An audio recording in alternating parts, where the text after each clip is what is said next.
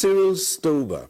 Now, Nigeria's education sector has been characterized by one crisis after another. From primary up to tertiary level, many are the afflictions of the formal education system, even as the country grapples with the challenges of good governance, the economy, food, health, and security of life and property. Now, beyond the frequent face-offs between academics and government, the university system has of recent become a theater of fresh crises, from staff conduct to succession wars. Our program today brings us in contact with an academic conversant with the issues. We'll be with him in just a moment. Close the doors, and you're in a world of your own. Travel is not just about the destination. It's also about how you get there. Fly Emirates. Fly better. My guest today is a renowned academic, a professor of linguistics and Nigerian languages, previously Vice Chancellor of Federal University Gashua, Yobe State, a fellow of both the Nigerian Academy of Letters and the Linguistics Association of Nigeria. Is also the Vice President of the Nigerian Academy of Letters. He is Pro-Chancellor of Bingham University. Let's welcome Professor Andrew Haruna, Secretary General of the Committee of Vice Chancellors of Nigerian Universities. Welcome. Professor, thanks for being with us. Thank you for the invitation, sir. Right, thank you so much. Yes. Well, the university system, it's one that's been facing so many challenges, and so many commentaries have been run about Nigeria's university system. Not enough universities, too many universities, poor standards, high standards. People talk about the universities of old, questions over the listing, no Nigerian universities in the top institutions of the world, all kinds of things. Yeah. Spread again, and facilities available for teaching and learning. In fact, even the graduates. Yeah. So many questions. But let's take it from the start and see the kind of university system that we run. What's in this country? Is it adequate, or how do we begin to look at it generally? Well, I'm happy you started by enumerating the challenges and what people say about the Nigerian university system. I'm fortunate to be a Vice Chancellor. Now, if you ask me to be a Vice Chancellor, I would say take it to the marketplace. Because the Nigerian university is the only place where you have at least 6 unions fighting within an environment. Outside that you have ASU, you have NASU, you have NAT, you have several. Then you have issues of infrastructure. There's also KONUA. Yes, well, KONUA is good. Right. You now have infrastructure, you have funding, you have limited access in terms of who would be admitted in due to lack of capacity, lack of space. You also have one of the major issues facing us today, governance structure, interference, either outside or from the inside. So when you have these issues, definitely it's not an easy thing to be a Vice Chancellor. Anyway, now you ask about the university system in general. It will be nice to really make our listeners understand or see the progression from where we started until today. If you don't mind, I give us a landscape of the Nigerian university system. Well, at a glance, the Nigerian university system has been 77 years old now. We started with 5 universities, but today we have 275 universities. Out of these 275 licensed universities, 126 of them are public universities. What we mean by public universities, funded by either federal or state governments. Then we have 147 private, and these private, some are just by private individuals, faith-based organizations, and the like. Again, within the federal government-owned, which is the public, we have 65, and the state public, we have 63. Outside this, we have 33 of these universities are specialized universities: agriculture, health sciences, technology, transport, and the like. Sorry, while not cutting you short, some people have raised questions. Why do you need something like a university of education? What does that mean? Well, you need to have good teachers. Actually, I just had a meeting with the executive secretary of the NCCE. Very soon, or already, we have federal universities of education. And this comes under the purview now of the CVCNU, because they are our members. Now, we need that. The Faculty of Education train teachers, and these teachers are owners of degrees or certificates, which we call NCE. Now, if we are to have quality teachers, even the teachers in the universities, those who have not gone through the regular teaching program, they also need to be trained, because teaching is not just a job you pick by the streets. It's a professional job, like any other job. And if you don't have good teachers and you don't have good academics, then definitely you will have the bad ones teaching your children. And then the quality of your society is based on the quality of teachers you have. Well, still along those lines, others have also questioned why you have some of the specialized universities we talked about, universities of technology or agriculture, offering courses in law. Yeah, well, many of them are forced to. The reason I mentioned funding is a big problem. The government would set up a university and think that the university can just go and fend for themselves. Now, education is free, but is it really free? It is only in Nigeria where you find a parent will pay $250,000 for his child to attend primary or secondary school. But when you ask him or her to pay $150,000 in the university, then there will be strike. And government will tell the vice chancellors, you go and generate revenue. How would they generate revenue? A vice chancellor doesn't generate revenue. We don't have any internally generated revenue. And the education has been such that from the foundation, government was mindful and was interested in producing manpower. So the core value of the university is teaching, research, and community service. And until today, I stand to be corrected. Government provides money for personnel, which is for the teachers. They provide money for overhead, which is nothing to write home about. You hear vice chancellors are paying 300 million electricity bill in a month. Why are they going to get the money? Now, if you look at the bill or the money coming into the coffers of the university, which are municipal services, vice chancellors will ask to pay 1,000 naira from a student to get his identity card. Now, depending the number, so also caution deposit and some municipal services. When you see this figure, you think that this is internally generated revenue. No. The VCs must provide these services to the students from whom they collected this money from. Now, government does not supplement that. And overhead doesn't even come, if it comes at all. In all of this, where is research funding? Well, research funding, this is the issue I told you. There is, now TED Fund has come. Okay, I belong to, in the past, I was a member of the National Research Fund. There is a ceiling of 550 million, which is available from TED Fund. And professors, academics are entitled to go and bid for it. Yes, but research is not something you do within a span of 2 years. Some researches will take you 10, 15 years. And there must be continuous funding of this. But in most cases, you see, academics are asked to go into the lab, produce this, and come up with a result. If you are not patient to carry a systematic research for many years, you may not be able to get any result, or else you will just lose your deposit. So huge sum of money is mentioned. Then you also have to look at the environment. The environment. If you give me 50 million to go and conduct research, at the laboratories there, I may buy my chemicals, and then suddenly there is outage of power, no electricity.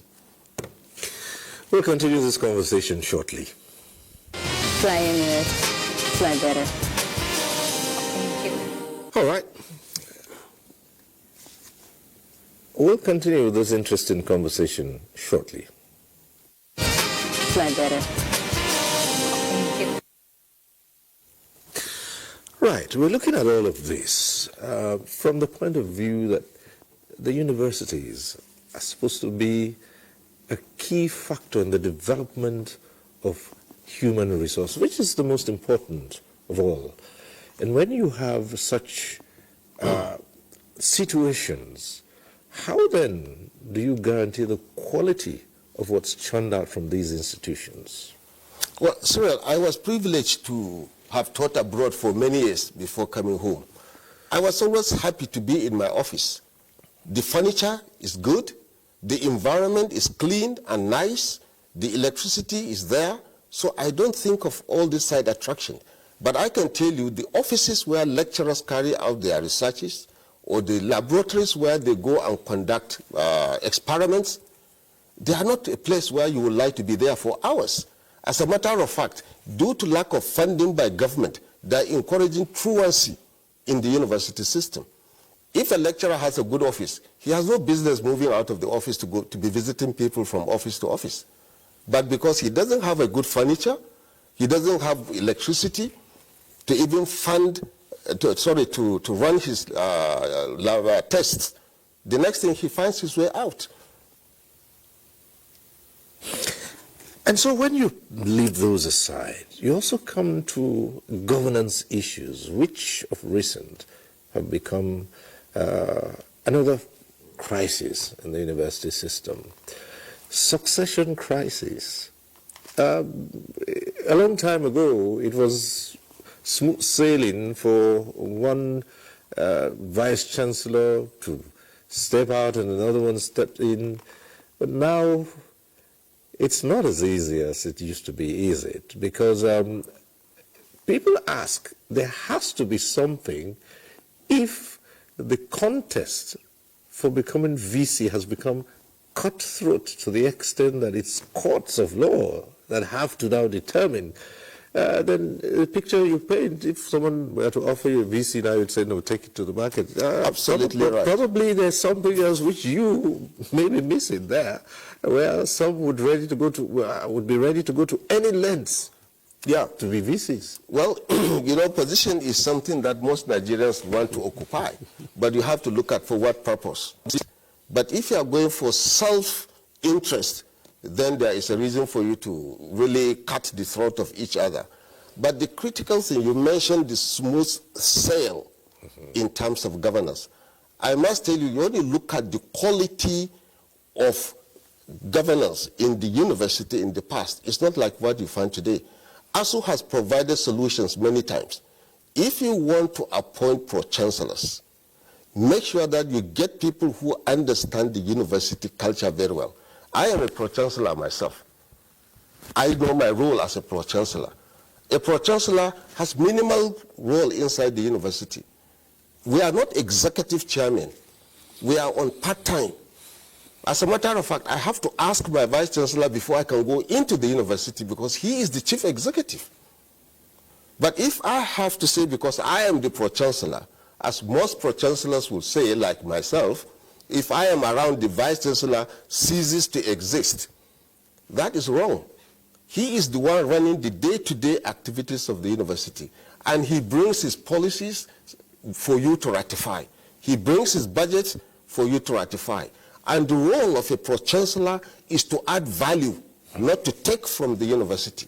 And which means before you finish your tenure as a pro-chancellor, you should be proud to say, I built this lecture theater, or I'm able to bring my friends to help this university with so and so projects, even if you want your name to be put on.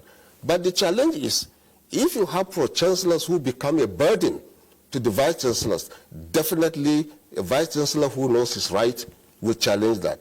Before I conclude this section, let me give you one practical area. I read the Procurement Act. The Procurement Act makes the chief executive to be the chairman of the tenders board. Now I am a pro-chancellor. I have no business of sitting on the tenders board. It's the vice-chancellor. Let him go and handle that. Because if there is an issue tomorrow about tenders, about finances, he should go and answer it, not I, who is a political appointee. So if someone has no clue of how the university is, and you want to come in dealing with intelligent people, with students who are seeking for knowledge, definitely you'll have a big challenge. So for me, I don't have much problem because I know the system. And speaking of which, in all of this, the position of governing councils, you know, where I'm going to is with this governance structure, the governing councils as well. Yeah, well, the governing council, definitely you need the governing council to be able to moderate what goes on, but to give policy direction, but not to interfere in the administration of the university. Now, for government to make it, to get it right, they should have people who really understand what education is. They themselves, they have a clear record of people who have contributed to education. Not as a place whereby, well, you have helped us win election, you go in there because you have to be a member of council. No. But the interesting thing with the university is, despite the challenges we have, everyone wants to be connected with the university. You know the reason why? The university is the collection of people where you have intelligent people and students. You have professors and students. Professors who study, who conduct research for knowledge's sake, not because they want to make money. Students who have come to learn so that they can help themselves and at the same time help society. Now, if you bring people into this kind of community, which has its own culture and its own setup, definitely you will overheat the system. So the best thing is to understand who and who are being sent there. Now, we've seen all kinds of situations of recent where visitors had to step in to, as they say, stabilize a system that was running riot over succession challenges, appointment of vice-chancellors, whether due process was followed, whether those appointed were competent or not. And suddenly it became a thing, a regular occurrence where one VC would be appointed and maybe a few weeks later there would be an uproar in the institution about their suitability for the position, leading to crises. And all of this, while all of this takes place, how does it impact on teaching and learning? Well, definitely it brings disruption, which is a very sad thing. You see, my task in the CVC-NU is to be able to really help government do the right thing and also popularize those policies which are right, and to create collaboration and strengthen excellence. Now, if there is a lot of disruption in the university system, I cannot even sell the university system of Nigeria to other countries for the simple reason why. Why are we not getting it right? Nigeria has a lot of intelligent people. Nigeria has a lot of excellent people. I have traveled with vice-chancellors abroad, and you meet Nigerians. Why can they not function in their own home country? Why wouldn't they function? The simple reason is because of this interference. You see, when you are made a leader, like I said, I'm a pro-chancellor. I'm not the boss of my VC. He got that office through interview. So he contested for it and won. For me, I'm just an appointee. You can remove me and put me in tomorrow. And people may see it like a political reward. And if I allow my political connection to interfere with a system which has its own tradition, definitely for the vice-chancellor who knows what is right and who knows is right, he will challenge it. Now, we can say that we are the federal government owns institutions, or state governments. Yes, it would be one of those things we would say, look, it is a government that funds this, and so it has to determine to a large extent what goes on in there. And perhaps governments may have their reasons for placing certain people in certain positions, but there are laid down prescriptions for the appointment of vice-chancellors. Yeah. Why does it seem that sometimes, even in federal institutions, it would seem as if those laid down procedures are not followed? Well, you see, if you get the right pro-chancellor, definitely wherever you get the right pro-chancellor, you find that the procedure is seamless. That's what I can say about that. But where you find a pro-chancellor who perhaps looks at his political clamor, his political networking, more than the academic networking, which is to bring value to the university system, that's why you have this kind of challenges. Not that because there are no good people. There are excellent pro-chancellors, there are excellent vice-chancellors. Even within the Vice Chancellor circle, you may find some who may be too ambitious. They would like to see, I have a connection, and let me go and reach out. And this connection, if you have somebody who doesn't know the rules, he will also use his connection, and then those who know what is right, they will challenge it, because no professor will like to see any cowboy sitting on him or her. So, for example, if we say we need a professor for you to be a vice chancellor, you need to serve for 10 years. And this is like the standard, okay? Then in the middle of the race, you say, no, it must be 3 years. Why must it be so? You see, if I have a leadership position, I must be sensitive that I must also have the culture of shame. I wouldn't like to be dismissed as a pro-chancellor when I have seen the signal. All right. Well, we'll take a short break. When we return, there'll be more on the system, and we'll delve into other aspects. Stay with us. Flying Earth, fly better. Thank you. Right, thanks, Prof.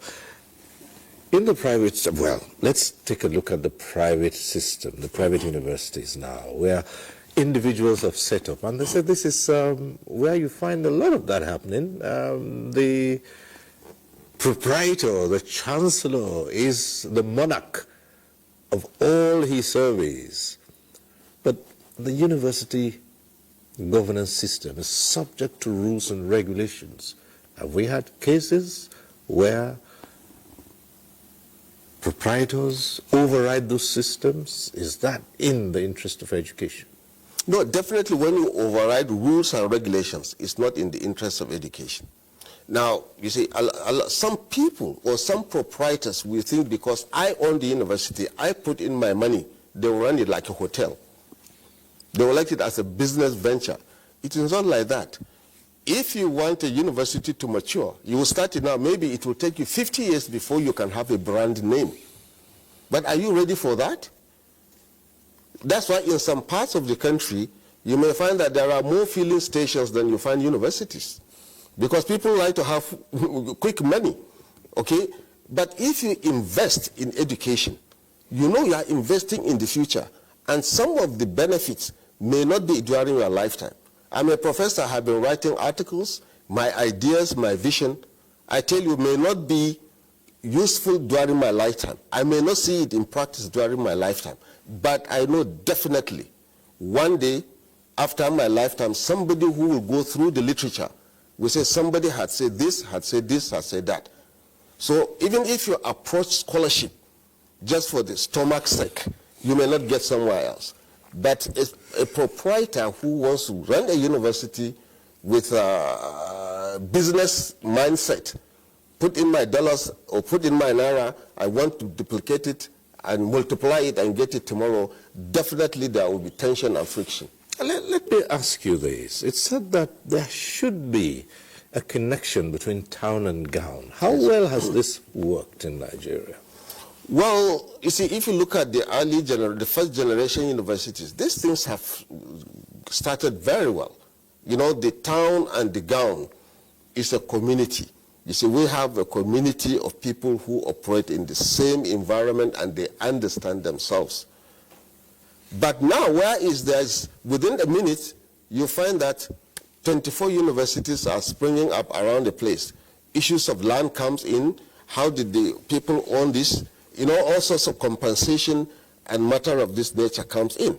Although government will give you a university in a place and tell you provide the land. But the owners of the land will tell you we need to be compensated. Now you have to do a lot of sensitization for people to understand the benefit of education. I benefited from it. I think I don't want to sound too immodest, but I had told you in one of the conversations we have had, I started my life as a shoe shiner. I constantly make reference to this. But the quality education I received is what brought me to where I am today. And this town and gown was critical at that time. Because those who built houses around the universities, they saw it as their contribution to the development of the university because education has come closer. I just returned from Botswana. The people contributed cows for the university to be built. And every member of the community I met, he's proud to see this university running because he has put in something. But unfortunately, for many of us, we see the university as the big cow where we need to milk. Today's universities, how well do they provide these opportunities for the shoe shiners, as you were at that time, to be the best they can? Well, a good number of universities try to go there is what we call merit list. But the issue is, despite this number of universities, over 275 universities in Nigeria, we don't have the carrying capacity of 1 million students. Okay. So if we don't have the capacity of 1 million students, well, JAM will tell us the exact figure, but I'm just giving the rough estimate as far as I know. Then you can see the cutthroat competition. But my worry is it true that every child must go to the university? Well, that's part of the conversation we'll take up in the next segment of this after this time out. We're still here with Professor Andrew Haruna, the Secretary General of the Committee of Vice Chancellors of Nigerian Universities. Prof, this conversation has taken us to where you yourself asked the question, must every Nigerian child go to university? Meaning there are so many other areas of tertiary education or of learning which could be taken advantage of. But everyone wants to have a chain of degrees. Yeah, because... right. Sorry. Well, we have turned our country to be certificated country. Everyone wants to have a paper.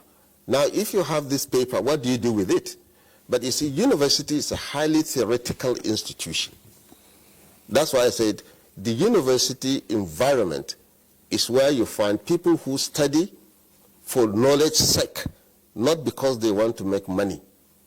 They can make money at the end of the day using their intellectual property rights. Fine. But you are searching for knowledge.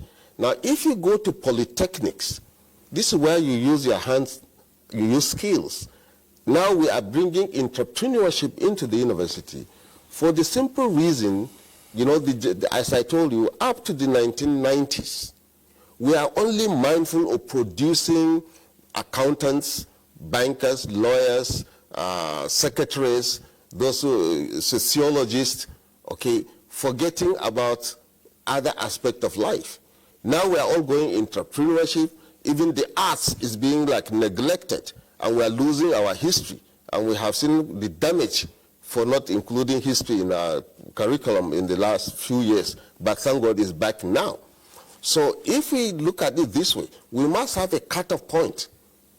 If we say we want the top 30 of Nigerian graduates, students who go through JAM to be in the university, and you said you need only 200 points, anything below that, no university should admit. Then perhaps you are filtering the top best. But that does not mean that the others are not qualified to go to university. They can go to university by going through other programs. I can go to College of Education. I will finish. I am even more matured. I will see the benefit of even moving further. I can get a higher education. But whereby you find every child wants to go to the university, and we have beautiful schools like polytechnics where you provide skills, where you can use your hands and earn a living, and neglect it because of our mindset. That is what I find is wrong. Well, in the craze for those certificates, you find that parents have sent their children and wards to institutions that are less than even the quality of the ones we talk about here. In neighboring countries, and quite recently there was a big uproar about those who had graduated from some institutions in certain countries that were not even recognized, and they've been parading these certificates and holding positions. And how can we get out of that situation? Well, the best way to get out of that situation is to get our system right.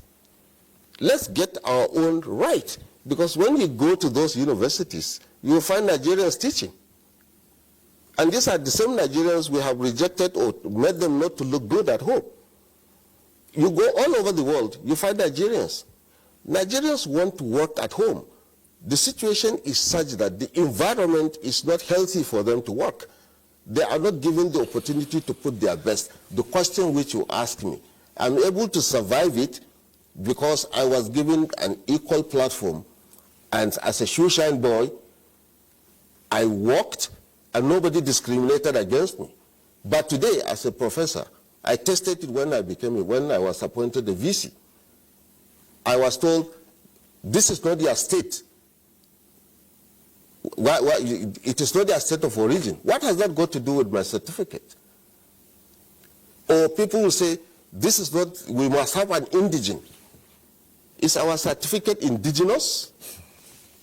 So if you find anyone using those extra values or issues to add to an appointment of an educationist, I think something is wrong. Secondly, our parents are sometimes the greatest culprit. All what I want my child to be like this. Why must we insist on that? The children must have the liberty, give them the platform to study what they love. I love cultures, I love languages, I love linguistics. But I can tell you at my back here, there's a scar because my father wanted me to read medicine. But I don't want to read medicine because I know I will never be a good medical doctor. So imagine I have a certificate as a medical doctor. I'll be killing people and I will really have a bad feeling. But I'm very satisfied and very happy with the course I read, which is languages. There's a trend to this which I will pursue in a moment. Fly better. Right, Prof. It takes us to languages, linguistics and languages, and this also is part of our education system. And a lot of Nigerians are beginning to challenge so many policies, somersaults in terms of evolving a proper education system where Nigerians can stand tall. They see one policy in place, in a few years, another administration comes in and it turns around. There are also those who have pressed for what they call the indigenization of the education system in terms of languages spoken, where at some point in time, the level of intelligence is determined by the proficiency in a language that is neither indigenous nor, studied well within our systems. What are your thoughts on that? Well, my thought as a linguist, we must understand that Nigeria is a multilingual state. And the policy on the language policy in the educational sector does not discriminate against any language.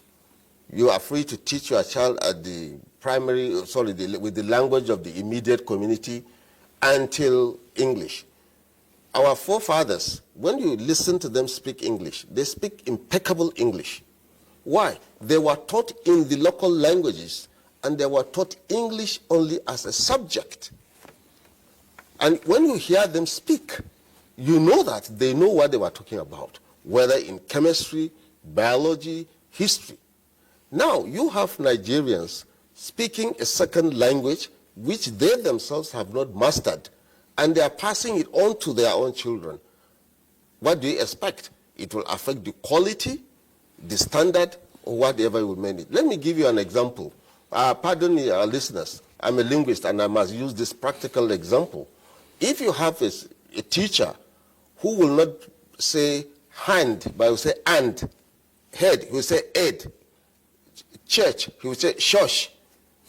Okay, he can be a professor, but you see, these pronunciation habits, you pass it on to your child, or you find another person who comes in, he say, okay, zafiful, piptipo, instead of sick, okay, this kind of thing.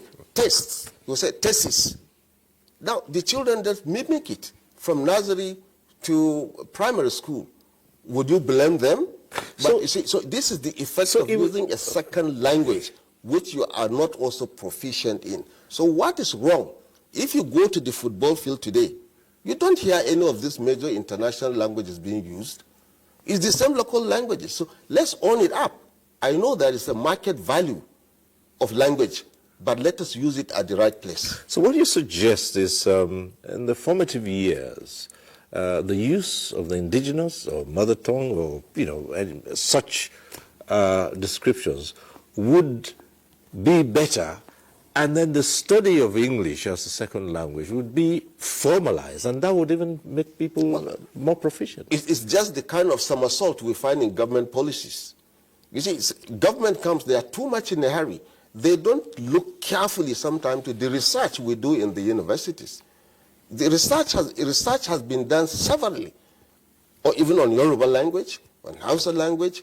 The child learns best in his mother tongue, and then he takes the international language later. How do you respond to suggestions that it would be very difficult at this point in time, since especially in the sciences, there would be a need to now retrain all the teachers in order to translate scientific terminologies into, local languages that would be understood. How do you see that as an impediment to a change? Even if we don't want to take this gigantic project with the English language, do the current teachers also understand the subject better?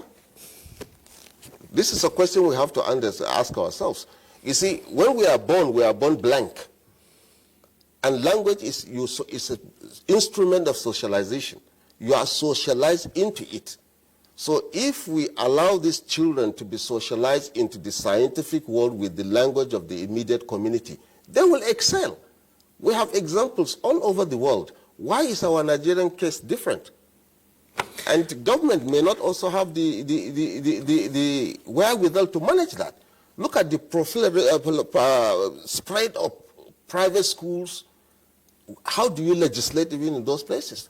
Parents are sending their children as early as 9 months to go and start learning English, because English is the ladder to climb into the higher levels of society. But what of the capacity of the child's brain?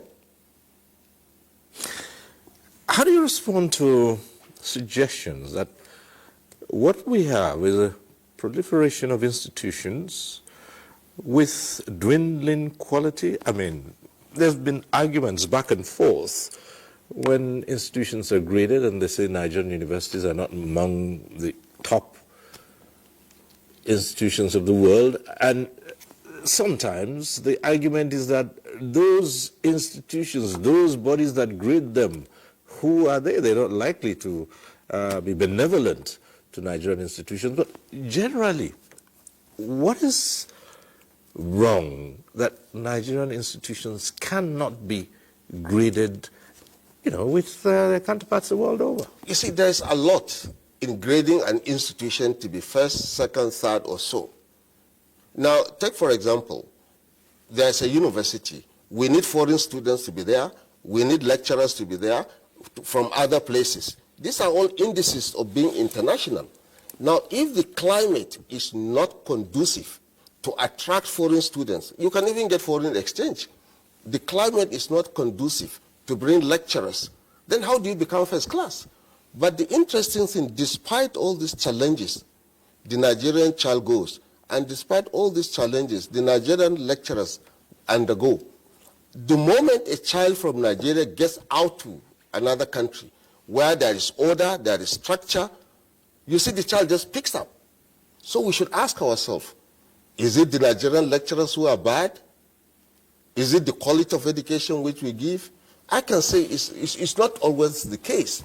The issue is where this child is being socialized. The environment is what is very critical. The university environment, the community environment, the kind of governance structure, the kind of turmoils we find within the system, it doesn't give the child the stability to think straight. It takes time to produce teachers and lecturers, and you cannot do that overnight. So if you have a proliferation of institutions, where are the personnel coming from?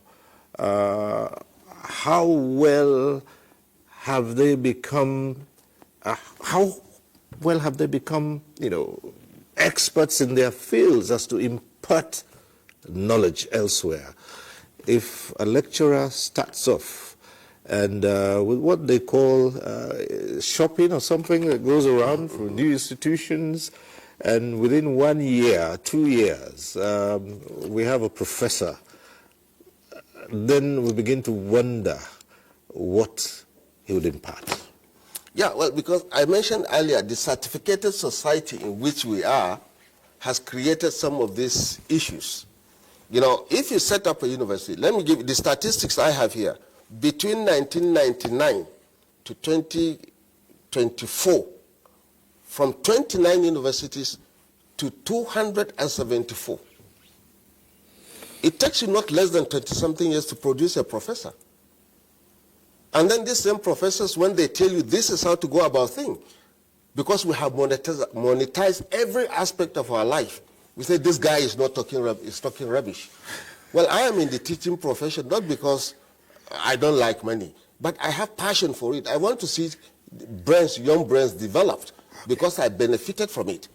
But every day I move around, if I show my little 2-bedroom apartment which I built with my money, people will say, oh, this is a boys' quarters. If that is what it means to show as a professor, there is no point of being a professor. But I always said, if you want to be remembered, develop the manpower base of your society, write books. It's not to go and build houses. You can build houses, it can be demolished and be rebuilt. Monetization, that word, we'll explore more about it in just a moment. Professor Andrew Haruna, this question is almost an open-ended one. And we think that maybe many Nigerians can even answer it, but we would like your personal perspective of this. How well are Nigerian academics paid? Because Nigerian academics, they are just doing a charity work. They are not well paid because they know what they are worth if they move out to another place. And they are in Nigeria not because they don't have opportunities. Some they are here because they want to serve the nation, and who will do it for us? But definitely they are not well paid. And we know what that means with the current economic situation. And how do you expect a lecturer to give you a good scientific paper when he doesn't have electricity? The vice chancellor cannot power laboratories because of lack of electricity. So the salary, you see, when you take salary, it's not sometimes very critical. The environment, the condition under which people work. If inflation is down, you don't need much, huge sum of naira to be able to go to the market. But this is where we are. You hear thousands, but you come home with just a plastic bag. So Nigerian lecturers are operating in the same environment. So they are not definitely well paid. I see my colleagues, anyone who is working, who is doing this teaching job, he's doing it because he has a passion. There could be some exceptions, of course. But definitely, I teach young students, if I ask them, would you like to be like myself? They say, Daddy, Prof, we just want the certificate and we want to become something else. Then who will be my successors tomorrow when I go? This is the situation where we see it daily. Let me return to this environment. Well, the question of what the universities and what they can attract is, do you sometimes worry that you have social organizations who organize all kinds of things and they pump in a lot of money? They organize contests, social competitions, that attract huge rewards. But you hardly hear of anyone who's saying, let us give 50 million naira to 10 first-class graduates. Or let us give 100 million to the youngest first class from this institution. Yet you go out and you find people organize social Especially I'm referring to what has become so popular on reality TV, where people walk away with hundreds of millions. Nobody's thinking of rewarding excellence in academics. Does that worry you sometimes? No, it worries me, because if you don't pump in money to develop the brains of your children, then definitely you will have fools governing you tomorrow. The kind of leadership you get in the future depends on the kind of the product you produce today. Even, I gave you an example too, we teach students, you may dress one, they may not even copy your dressing as the lecturer, but you see that they copy the hairstyle and the dress of where they can get money, quick money. But now, if these rich people know where to invest, they can invest in scholarship. Thank God there are a good number of people who are doing this. I've started to see this. But unfortunately, it is not yet enough. But I have started to see some putting their money in it. But something that I can do this by building a university. To me, if that is where you want to put your money because you want to build up the brains of the young child in a business market setup, I think it's a little bit funny. It will be a challenge. But where you can pay money, pick children from the roadside, finance them from beginning to the end. Because if I have not been financed by government funds, the scholarship which I got, I could have ended up like any boy picking bottles by the roadside.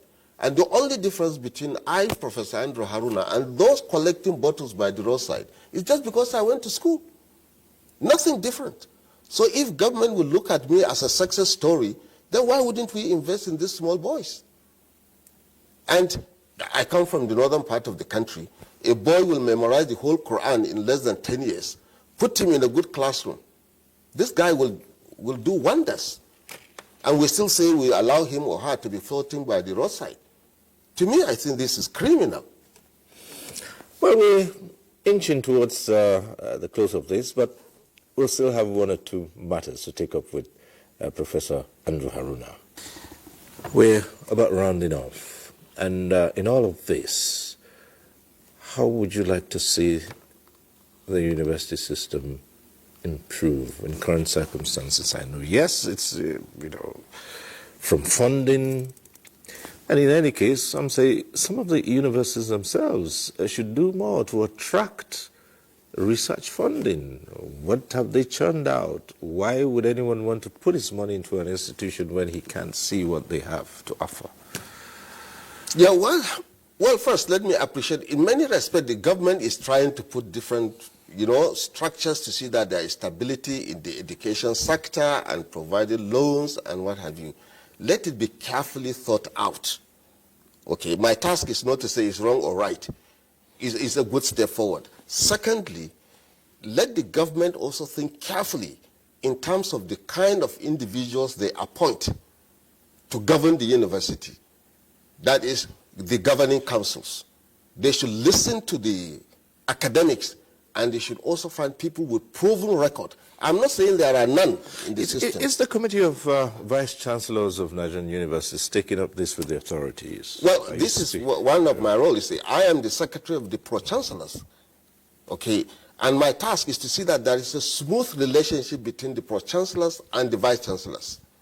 And then you also have the Vice Chancellors. Okay. So you see, like I am married, the Vice Chancellors contribute their money and the subscription. It is with that I'm being paid. So I am like a wife with two husbands. You speak with the Vice Chancellors, you speak with the Pro-Chancellors. But my task is always that to minimize friction, to understand better, to understand each other better. That is always my role. Not to say you are wrong, you are right. No, but to be able to understand better. And I'm happy. They are a good number of our Pro-Chancellors in the past and now. In the next 1 month or so, I am organizing a conference, a retreat for all the Pro-Chancellors of federal universities and their Vice Chancellors in a secluded area where they will dine together, talk together, out of the university environment and see themselves as partners in progress. So this is one of the tasks we're doing. And I'm happy that also there are quality Pro-Chancellors that are in the system, and they are providing. The current chairman of the Pro-Chancellors is a former secretary of the government, former minister of defense, and he has wealth of experience. He just finished conducting an interview in his university. You see, because of his wealth of experience, everything went seamless. All right. So these are the kind of thing I want to see, and I pursue this very well. All right. There are so many things to talk about, but time again has caught up with us, and we must be saying our goodbyes to our guests shortly. Professor Andrew Haruna, would like to thank you for coming on and talking to us about these issues, and seeing that the Committee of Vice Chancellors of Nigerian Universities is working to smoothen things, and you're optimistic that these frictions would eventually peter out. And so definitely, from what I have seen, the reception I have received from the Pro-Chancellors themselves and also the Vice-Chancellors, and all what I pray, every day I ask God to give me the wisdom to see how they can blend for the benefit of the Nigerian child and for the benefit of the system. Remembering that they only have 4 years. After 4 years, what next? All right. Let everybody be remembered with a good legacy. All right. Professor Andrew Haruna, Secretary General, Committee of Vice Chancellors of Nigerian Universities, it's been interesting talking to you. Thank you for coming. Thank you very much, sir. Appreciate you. Thank you. Thank you. And that's our program today. We thank you for watching. Next week, we'll be back with One-on-One. I'm Cyril Stover. Bye for now.